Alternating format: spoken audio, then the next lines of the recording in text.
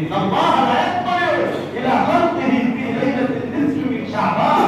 অর্থাৎ শাবান মাসের মধ্যরাতে আল্লাহ পাক রব্বুল আলামিন বান্দাদের প্রতি মনোযোগ আরোপ করেন। সুবহানাল্লাহ। আল্লাহ হাদিসে এসেছে যে মধ্যরাতে আল্লাহ পাক রব্বুল আলামিন শেষ রাতে প্রথম আসমানে আসেন।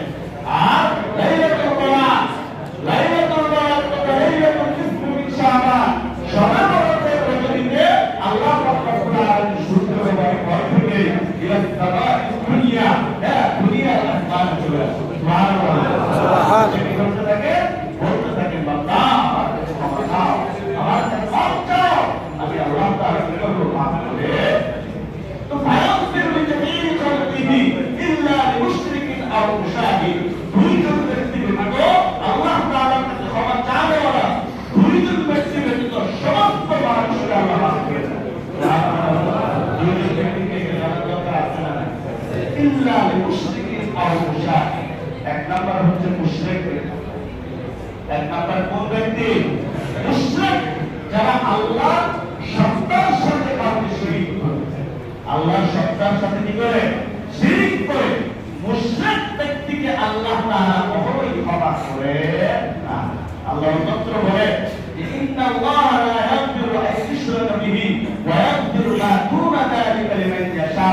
আল্লাহ বলে যে মুশরিক মানে শিরিক করা ব্যতীত বান্দার যত গুনাহ রয়েছে আল্লাহ যাকে ইচ্ছা ক্ষমা করে দেন, কিন্তু শিরিকের গুনাহ আল্লাহ কখনোই ক্ষমা করে না। অপরাধের মধ্যে সর্বনিকৃষ্ট অপরাধ হচ্ছে আল্লাহর সত্তার সাথে কাউকে ইবাদত শিরিক করা। আল্লাহর সত্তার সাথে কাউকে শিরিক করা।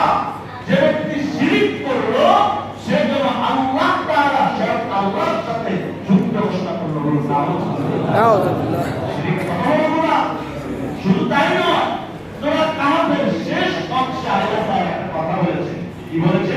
ফামান কানা ইয়ারজু লিকা রাব্বিহি ফালইআমাল আমালান সালিহান ওয়া লা ইউশরিক বিইবাদাতি রাব্বিহি আহাদা।